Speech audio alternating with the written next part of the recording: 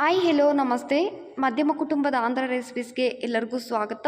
ಇವತ್ತು ಹಳೆಯ ಕಾಲದಲ್ಲಿ ಮಾಡ್ತಿದ್ದಂತಹ ಆಂಧ್ರ ಸ್ಟೈಲ್ನಲ್ಲಿ ಬೆಂಡೆಕಾಯಿ ಹುಳಿನ ಹೇಗೆ ಮಾಡೋದಂತ ತೋರಿಸ್ತೀನಿ. ಯಾವುದೇ ಮಸಾಲೆಗಳನ್ನ ಯೂಸ್ ಮಾಡಲ್ಲ ಇಲ್ಲಿ.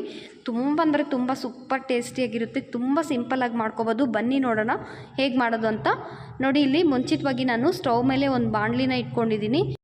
ಅದಕ್ಕೆ 2 ಟೇಬಲ್ ಸ್ಪೂನು ಆಯಿಲ್ನ ಹಾಕಿದ್ದೀನಿ. ಆಯಿಲ್ ಸ್ವಲ್ಪ ಹೀಟ್ ಆಗ್ತಿದ್ದಂಗೆ ಮೀಡಿಯಮ್ ಸೈಜ್ ಆದರೆ 3 ಈರುಳ್ಳಿ, ದೊಡ್ಡದಾದರೆ 2 ಈರುಳ್ಳಿ ಸಣ್ಣ ಕಟ್ ಮಾಡ್ಕೊಳ್ಳಿ. ಈರುಳ್ಳಿ ಇದ್ದರೆ ಚೆನ್ನಾಗಿರಲ್ಲ.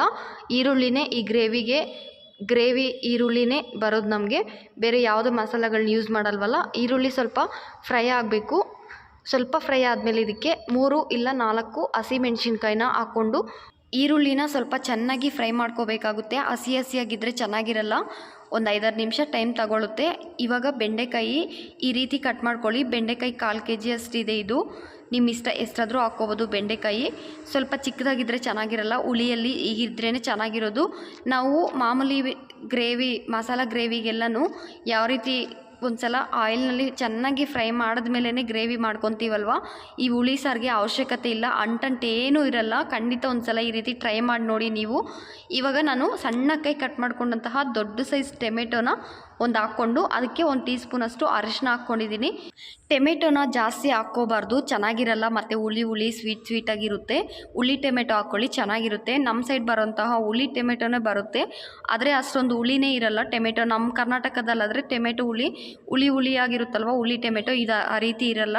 ನೋಡ್ಕೊಂಡು ಹಾಕ್ಕೊಳ್ಳಿ. ಟೊಮೆಟೊ ಜಾಸ್ತಿ ಹಾಕಿದ್ರೆ ಮಾತ್ರ ಚೆನ್ನಾಗಿರಲ್ಲ.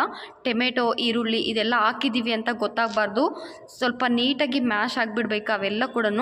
ಇವಾಗ ನೋಡಿ, ಖಾರ ನಿಮ್ಮ ಇಷ್ಟ. ನಿಮ್ಮ ಖಾರ ಯಾವ ರೀತಿ ತಿಂತೀರೋ ಆ ರೀತಿ ಹಾಕ್ಕೊಳ್ಳಿ. ನಾನಿಲ್ಲಿ ಅರ್ಧ ಟೇಬಲ್ ಸ್ಪೂನಷ್ಟು ಖಾರ, ಹಾಗೆಯೇ 1 ಟೀ ಸ್ಪೂನಷ್ಟು ಜೀರಿಗೆ, ಧನಿಯಾ ಪುಡಿ ಎರಡೂ ಮಿಕ್ಸ್ ಮಾಡಿರುವಂತಹದ್ದು ಒಂದೇ 1 ಟೀ ಸ್ಪೂನು. ಜಾಸ್ತಿ ಹಾಕ್ಕೊಂಡ್ರೆ ಮತ್ತು ಅದೇ ಸ್ಮೆಲ್ ಬರುತ್ತೆ, ಚೆನ್ನಾಗಿರಲ್ಲ. ಇದು 2 ನಿಮಿಷ ಫ್ರೈ ಮಾಡ್ಕೋಬೇಕು. ಆಯಿಲ್ನಲ್ಲಿ ಚೆನ್ನಾಗಿ ಫ್ರೈ ಆದರೆ ಇದು ಒಳ್ಳೆ ಟೇಸ್ಟಿಯಾಗಿರುತ್ತೆ. ಇದಕ್ಕೆ ಸಾಂಬಾರು ಪುಡಿ, ಬೆಳ್ಳುಳ್ಳಿ, ಇನ್ನು ಬೇರೆ ಯಾವುದನ್ನು ಕೂಡ ಆ್ಯಡ್ ಮಾಡೋಷ್ಟೇ ಇಲ್ಲ. ತುಂಬ ಸಿಂಪಲ್, ಟೇಸ್ಟ್ ಮಾತ್ರ ಸೂಪರಾಗಿರುತ್ತೆ. ಖಂಡಿತ ನಾನು ಯಾವ ರೀತಿ ಹೇಳಿದ್ದೀನೋ ಅದೇ ರೀತಿ ಮಾಡ್ಕೊಂಡು ನೋಡಿ, ಸೂಪರಾಗಿರುತ್ತೆ. ನೋಡಿ, ಇವಾಗ ಇದಕ್ಕೆ ನಾನು ನೀರನ್ನ ಹಾಕ್ಕೊತಾ ಇದ್ದೀನಿ. ತುಂಬ ನೀರಾಗಿದ್ದರೆ ಚೆನ್ನಾಗಿರಲ್ಲ. ಸ್ವಲ್ಪ ಗಟ್ಟಿಯಾಗಿದ್ದರೆ ಮುದ್ದೆಗೆ, ಚಪಾತಿಗೆ, ಅನ್ನಕ್ಕೆ ಯಾವುದ್ರ ಜೊತೆನಾದರೂ ತಿನ್ಬೋದು. ದೋಸೆಗೆ ಯಾವುದ್ರ ಜೊತೆಗಾದರೂ ನೀರನ್ನ ಹಾಕಿದ್ಮೇಲೆ ಒಂದು ಕುದಿ ಬರಬೇಕು. ಅಲ್ಲಿ ತನಕ ಸ್ವಲ್ಪ ಕುದಿಸ್ಕೊಂಡು ಇವಾಗ ಇದಕ್ಕೆ ನೋಡಿ, ಇಷ್ಟು ಹುಣಸೆಹಣ್ಣನ್ನು ಸ್ವಲ್ಪ ತೊಳೆದುಬಿಟ್ಟು ನೆನೆಸಿ ಹುಣಸೆಹಣ್ಣ ರಸನ ತಗೊಂಡು ಇದ್ರ ಜೊತೆಗೆ ಆ್ಯಡ್ ಮಾಡ್ತಾಯಿದ್ದೀನಿ. ನೋಡಿ, ಒಂದು ಕುದಿ ಬಂದಮೇಲೆ ಹಾಕ್ಕೊಳ್ಳಿ ಹುಣಸೆಹಣ್ಣು ರಸನ.